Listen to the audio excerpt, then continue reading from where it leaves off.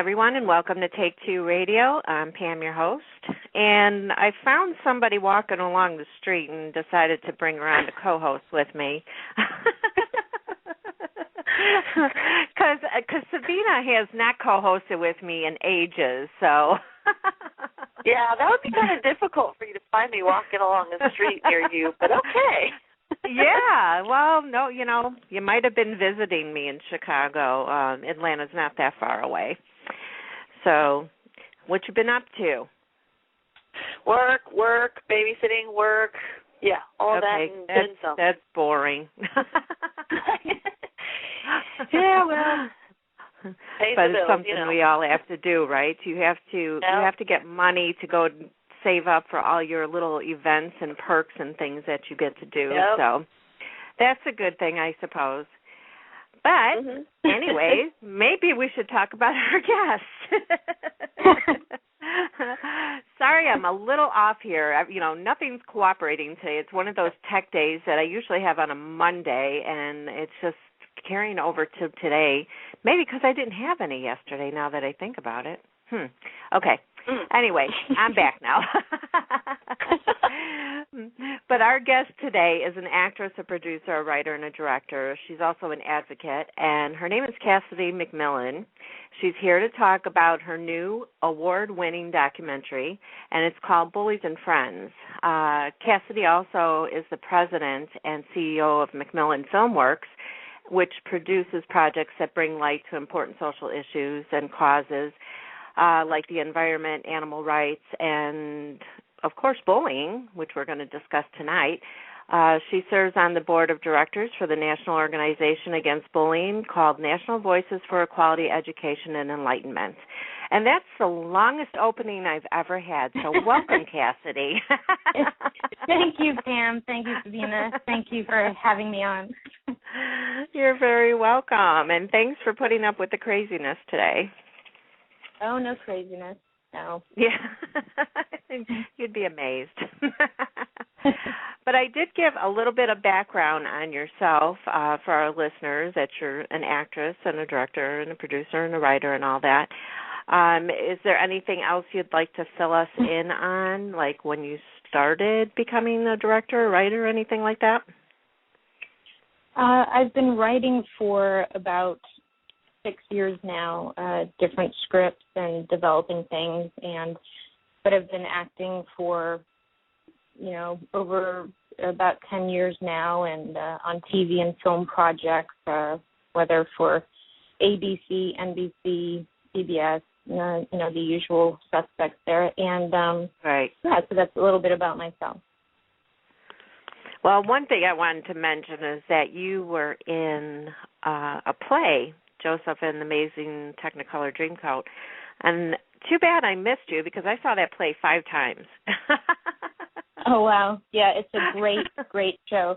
Very challenging, definitely very challenging, but a really wonderful show. Andrew Lloyd Webber, you can't go wrong. So I was definitely glad to be a part of it, and it was a spectacular show, and sold-out performances, and to be a part of that was just really fantastic. So I appreciated being in that show. What part did you play? I played one of the Egyptians, and then one of a family member named Gad, who assisted Joseph in his travels and all of that. Okay. Yeah. Yeah, I probably lost a few pounds with all the dancing and all of that in that show. I would imagine, because it is pretty physical, the whole play and the whole musical. I mean, we loved it. I took my family to see it, and my kids were little at that time. And after the show, I bought the cassette. This kind of dates you. It was a cassette, not a CD or anything like that. And we put it in the car. Every single time we were in the car, my kids had to listen to it and sing along to all the songs. So we'd be singing along and driving along, and it was great. It occupied them, and there was great music on there. Definitely, and it is a complex show in that there are no spoken words. It's all strictly music and singing, and a large cast, but it's just a fantastic show, and for anyone who's never seen the show, I encourage them to go see it wherever it's playing. Really great Most music. Definitely. Most definitely. Now, you worked behind the scenes on some plays and that. Is that where you learned about the behind-the-camera operations, or what did you do? Right. For the behind-the-scenes work that I did in college, being a journalism and film major was one way, but then I also was accepted into an internship program with the Florida Film Liaison Office.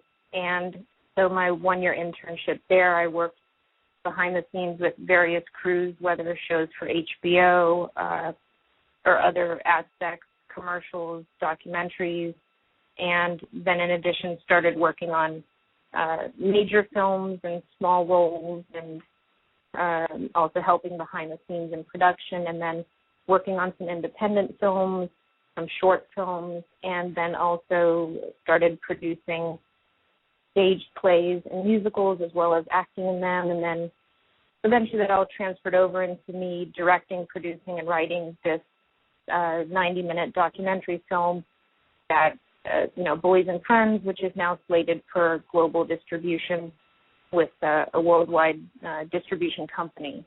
So. Wow. You've really done a lot, and you've gained a lot of experience in everything that you've done, and, before making this film. So I'm sure that helped you out a lot with knowing how you wanted to do it. Definitely.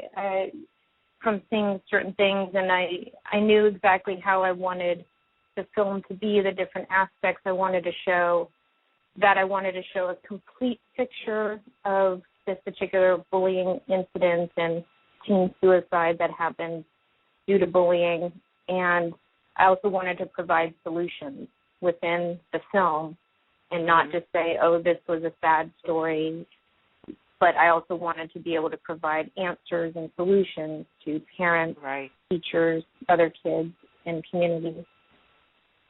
Now, for our listeners, I want you to know how serious Cassidy is about this film. She fully funded it herself by selling her house, and she did so in memory of her mom, who believed in supporting causes and to help prevent future suicides due to being bullied. And I applaud you for that. I mean, there's not a lot of people, I think, that would go and sell their house to do something like this. Well, thank you. It was definitely the situation that happened was when I heard of the story, which the story being that a 14-year-old girl named Dawn Marie, who she was threatened with death and bullied by 3 girls at her high school. Mm-hmm. And as a result, she hung herself in her bedroom with her dog's leash, and in the suicide note she left behind, she named the 3 girls.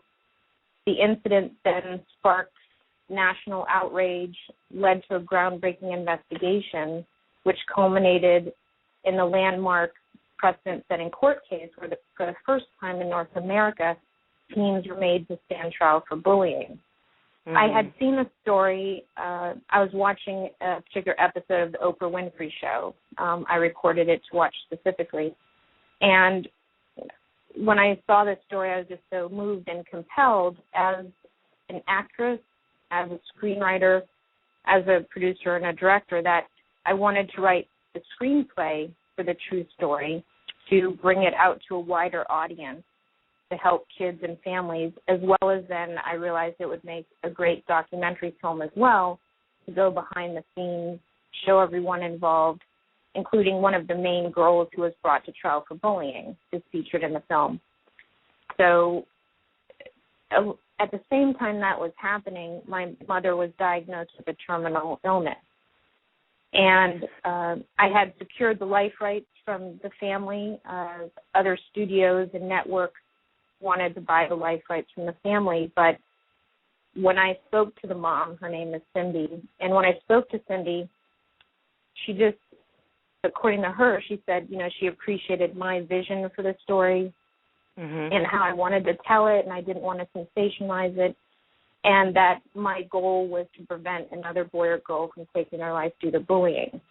So with that, I was then set to go to Canada where the incident took place in film. But then at that time, my mom was diagnosed with a terminal illness. So I told Cindy what was going on. I had to put the film on hold.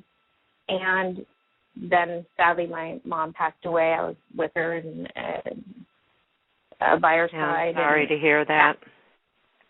Thanks. And, with that, my mom had always been a cause-oriented person, volunteered with the Red Cross, opened a nursery school for kids. And so in her passing, my father had already died years prior, so she left the house to me, which together we had bought the house originally before I moved to California. So in that the house was left to me, yes, I kind of had this decision to make. I knew it would take me some time to raise funds to make the film, but as a filmmaker, you're really compelled, especially when you're a filmmaker with a cause.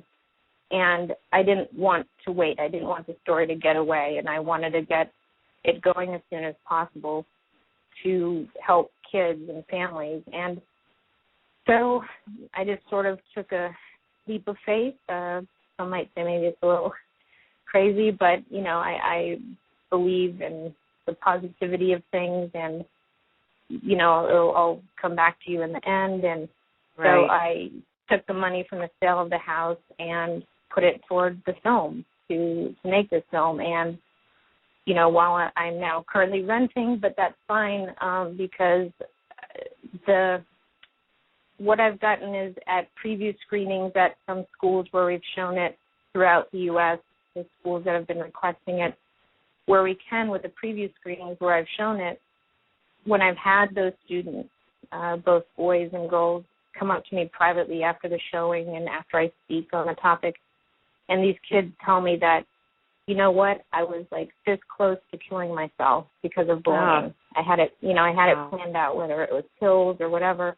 And they go, but after seeing your film, after seeing Bullies and Friends, I now see that, A, someone cares enough to make a film on the subject, that someone's taking it seriously, which helps to validate what they're going through. And they said that from seeing the devastation that it would cause on the family, the friends, and all of that, they now said that they would now seek help instead. And so because when they're going through that, they don't have the mindset. Exactly. I'm sorry. They don't have the mindset of what it's going to cause, after the fact of, if they're committing suicide, what it does to everybody else in their lives. Absolutely. So, that's absolutely true. And that's what these kids said. And, so to me, like I said, it made it all worth it and selling my house, and because you can't put a price on a life. So that's made all the difference to me. Yeah. Now, the incident itself, was you said was the first time that bullies were made to stand trial. How did the parents of the girls being tried react to them being charged? There's so many parents out there that are reluctant to believe that their child can do any wrong. And it's just sad because it encourages children to act out without any consequence. That is very true. And with this case, what happened was one of the three girls were brought to trial. One of the girls, her parents were sort of absent as it was. So they didn't do much, but what the girl did was leave town. So she took off, and a bench warrant was issued for her arrest. So she never went through the first trial. Later on, when she turned up and was arrested, a second trial was held for her. So that parent was just absent completely. The second parent of the main